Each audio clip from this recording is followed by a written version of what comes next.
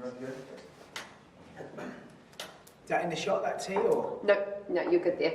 It's a big cup of tea, isn't it? I need it, mate. Like it, yeah.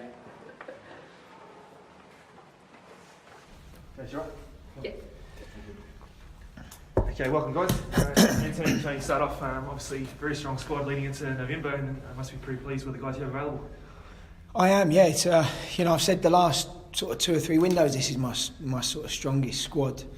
But we've always missed 1 or 2, and even this window we're missing 1 or 2. But actually, this is, I would say, up in the last 3 years, this is probably the strongest team we have going into a window. So I'm very pleased. This is a good time of year for us in terms of physically.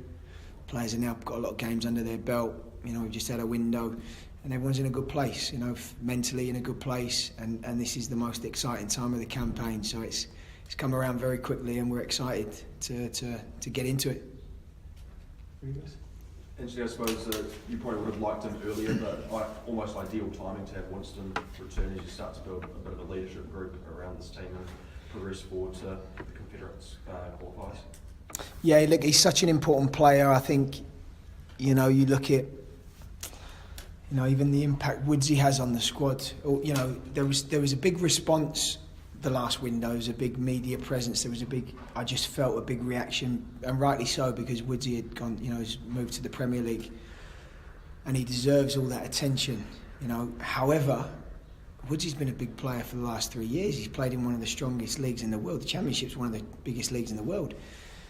And so whenever he comes into camp, he has such a big effect on the group because of the level he plays at, the type of personality he is.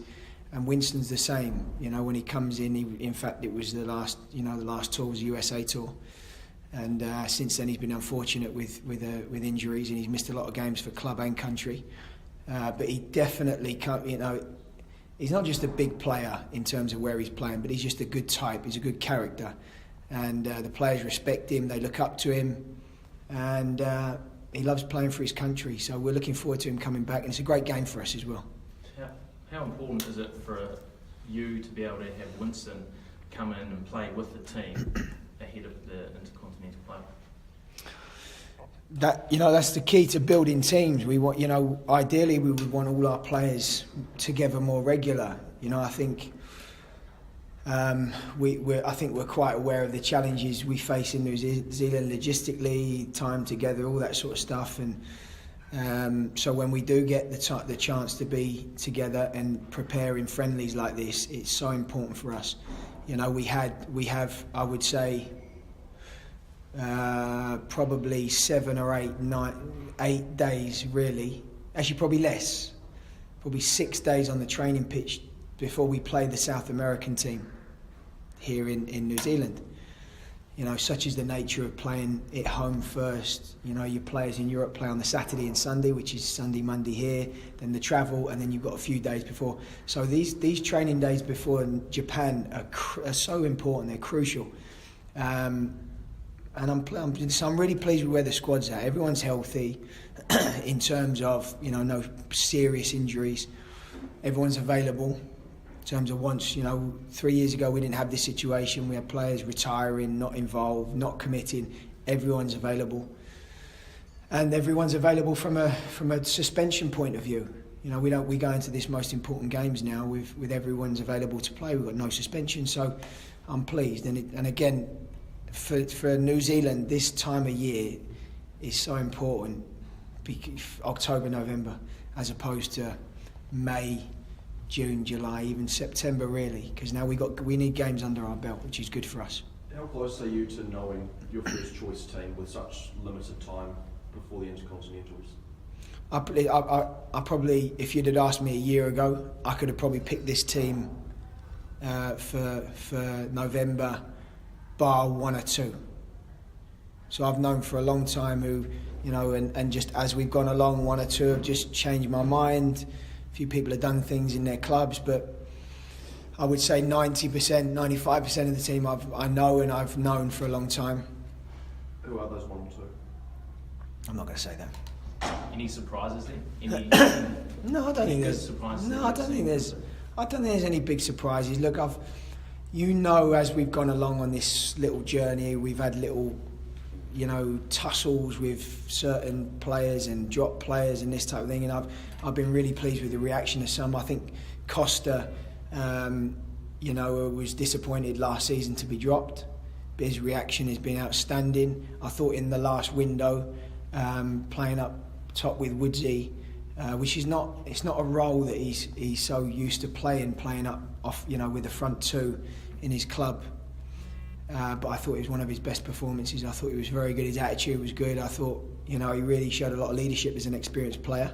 I've been wanting that from him. So I was, things like that. Costa's really impressed me, as have other players, and other players are knocking on the door. But certainly the core of the team, I'm pretty set on. How about Dane and Bill? They've obviously done enough to earn a recall. I wanted the purpose of what I did. I was quite open last time. I've been quite clear about it. I wanted a reaction. I wasn't willing to put up with it anymore. It's simple, really. If we're not fitter, supremely fit and outwork the opposition in November, and we're resilient, because you can only be resilient for as long as you're fit enough. Everyone says, well, it's a real Kiwi way, resilience. Well, listen, it is. It really is. We want to show that resilience, but you can only be resilient for as much as you're physically capable to do that, and then you just drop, like we saw in the Confederations Cup. So this is something that I have to be really clear on. It's a fact we have to face. We're either absolutely supremely fit, or we've got no chance in November. So I wanted a reaction. I feel confident enough that I've got one. We've been in communication, our sports scientists, with Brisbane about Dane. Dane's a good character. He's a really good young lad. All the reaction after with the club and all that sort of stuff, and some played out in the media. If you just put all that to one side, the person I spoke to when I gave him the decision when he left the camp understood it, accepted it, and knowing the character briefly as I've known him, I know, and now we know from the information we've got what he's done about it. I'm confident that he's got himself into a good position, and the same with Bill. Bill now is playing actually league football, albeit not with Portland's first team, but those games actually count, which is different from Marseille when he was playing reserve team football, and those games don't count.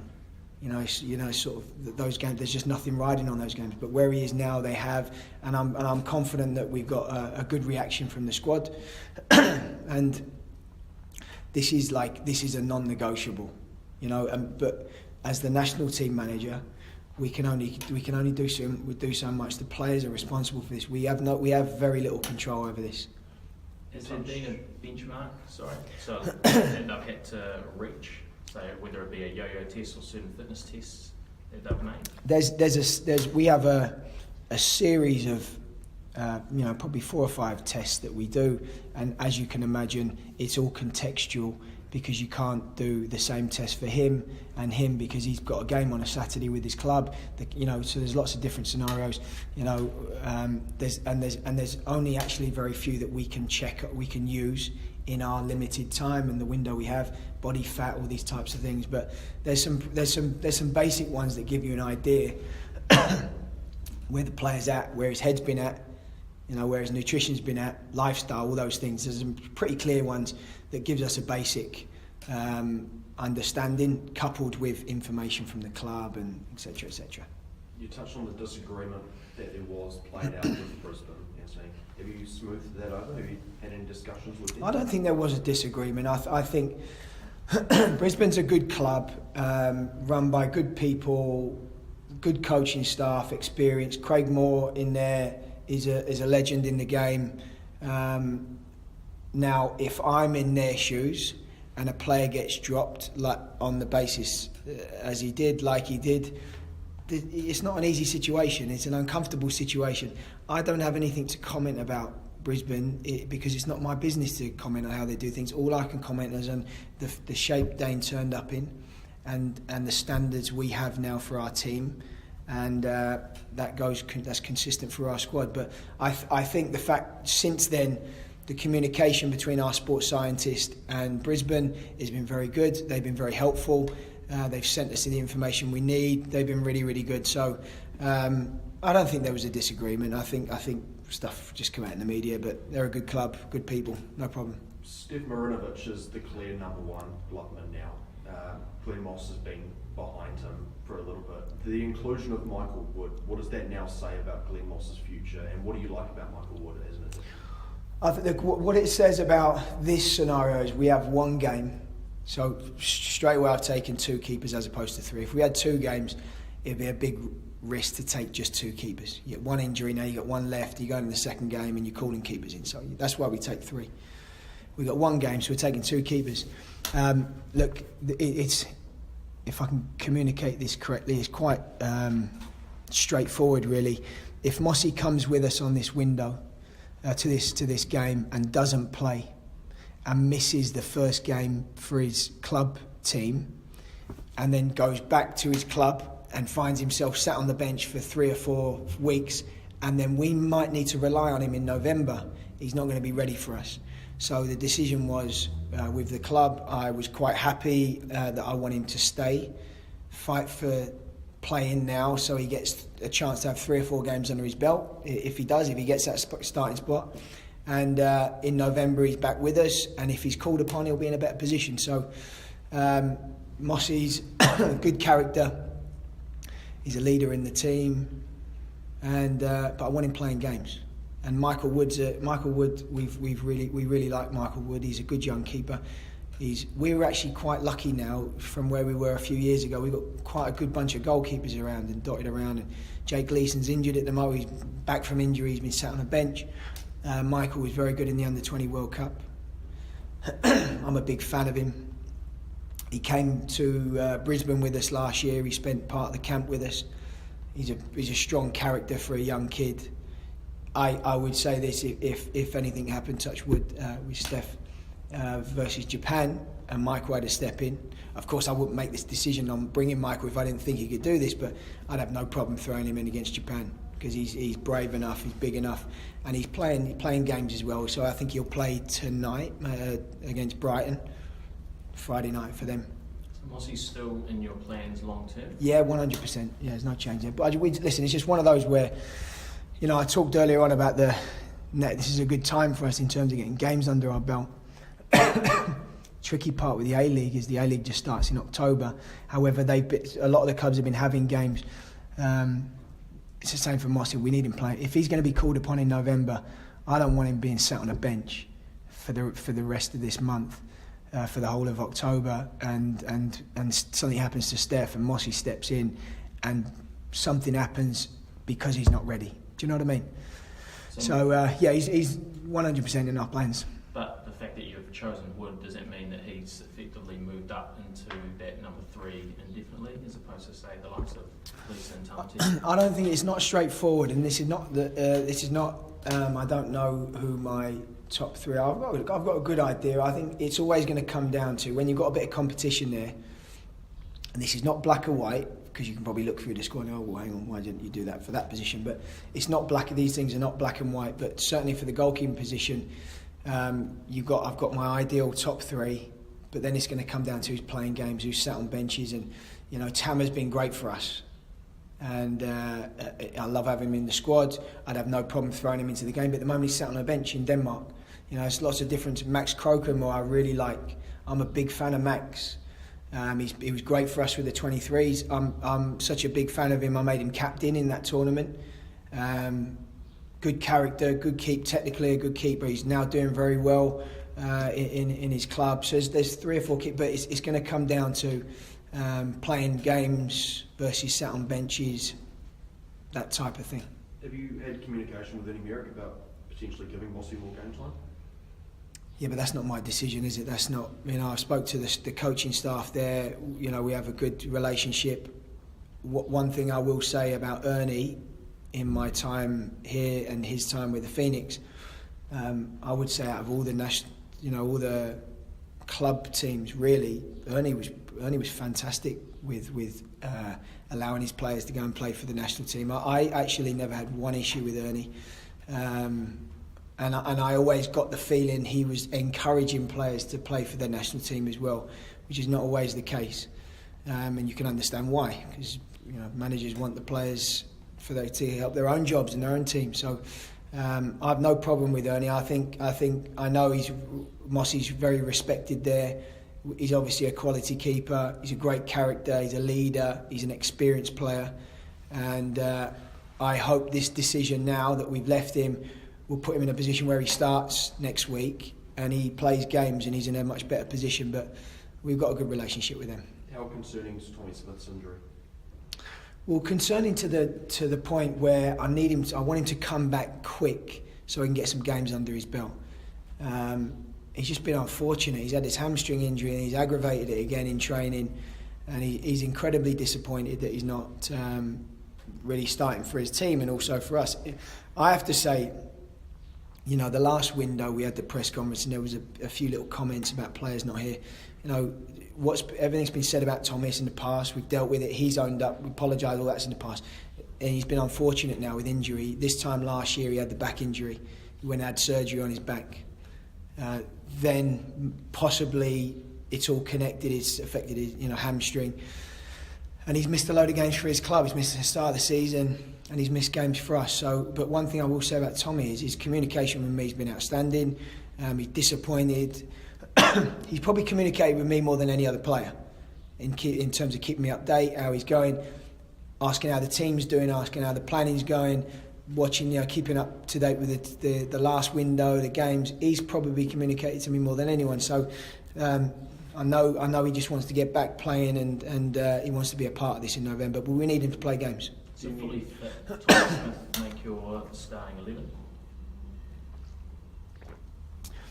Or how long has fully fit into, if he's playing game after game, for me he's in a really strong position to start because the level he's playing at, the type of player he is in terms of giving us balance on that side, experienced player. But we've got competition now there, so it's not like a couple of years ago where we were missing a key player and it was panic state. I remember this time last year we went to the USA and we didn't have Tommy.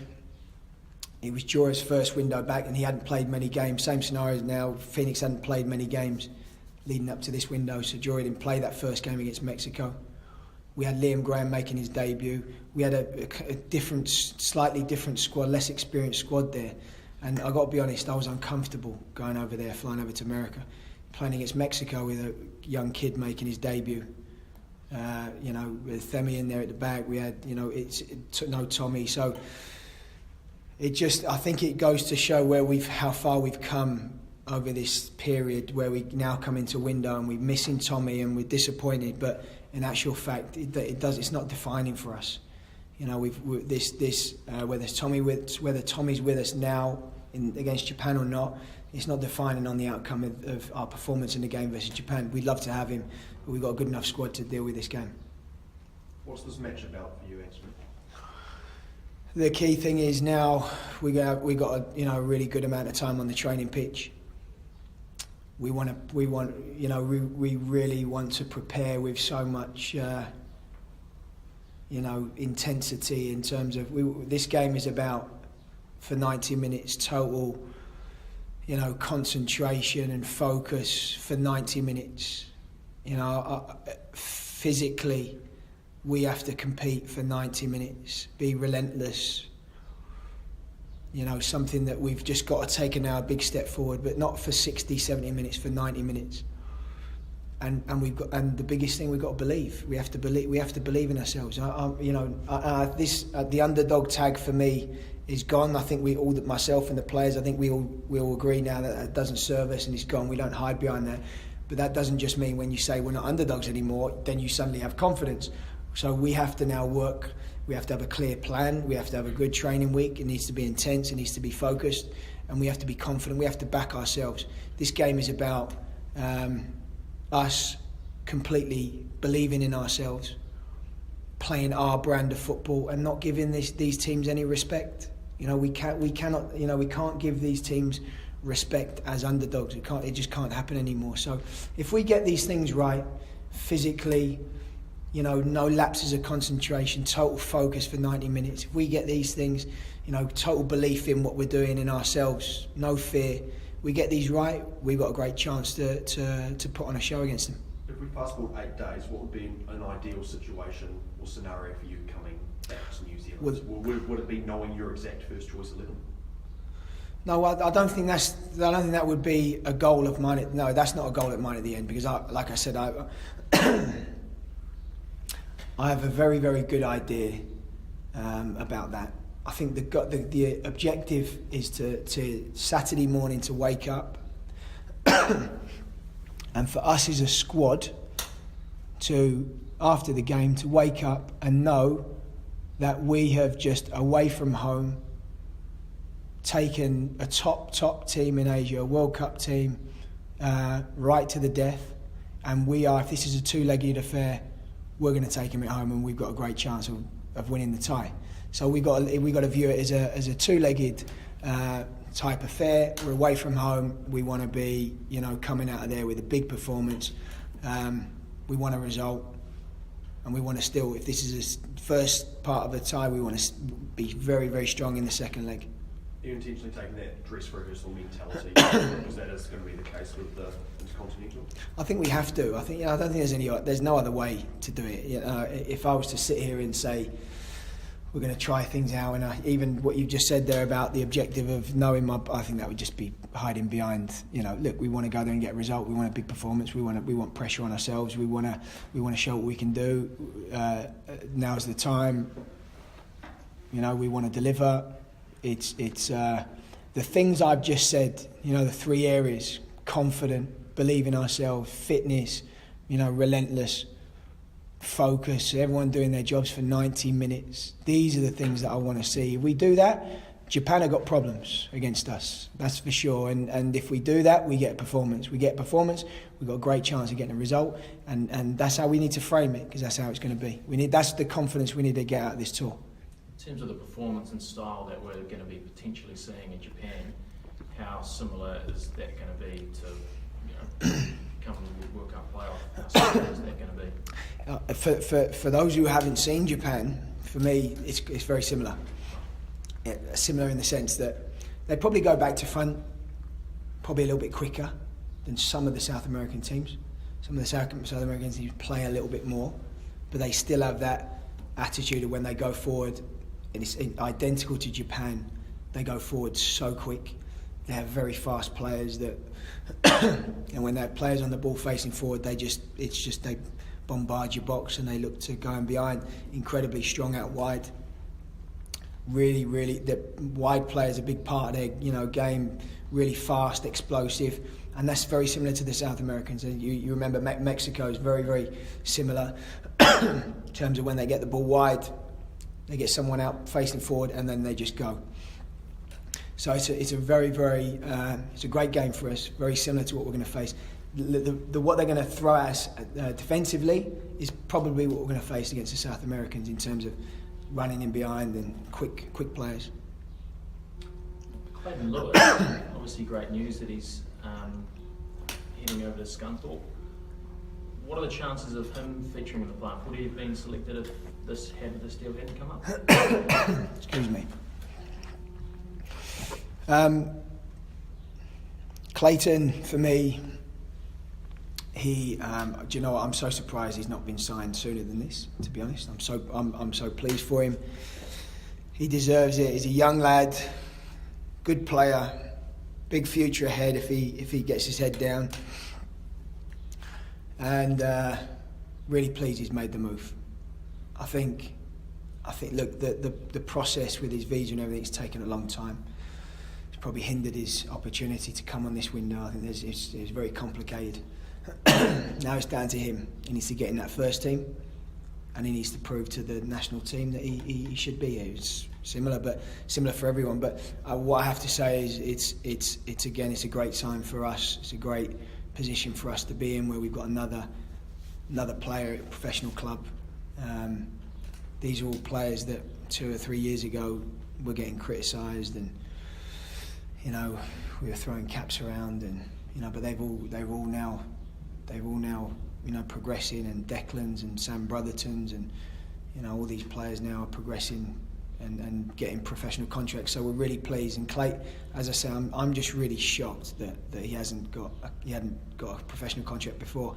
I mean, I've been shouting his name around for so long, and I've called so many different clubs and banging on people's doors. So and by the way, I'm not the only one. You got Darren Baisley, you got other people really pushing his name around because everyone believes in him. So. But again, when it comes back to the fitness issues that we talked about last month, we've seen a response from Bill. Bill's a really good character, but he needed that last month. Same with Dane, just a young kid, a great character, but he needed that. Clayton's the same, and he now is going to go over there and he needs to work incredibly hard, and for the benefit of the national team, for himself, and for the club. He needs to really now kick on. So if he's not playing, there's a high chance that he won't be selected? I can't answer that because I don't know where the squad's going to be at. I don't know how, as you said, how this window is going to go, who plays well. Now there's a lot of competition in the squad, which is good for us. And I thought, I mentioned Costa at the beginning.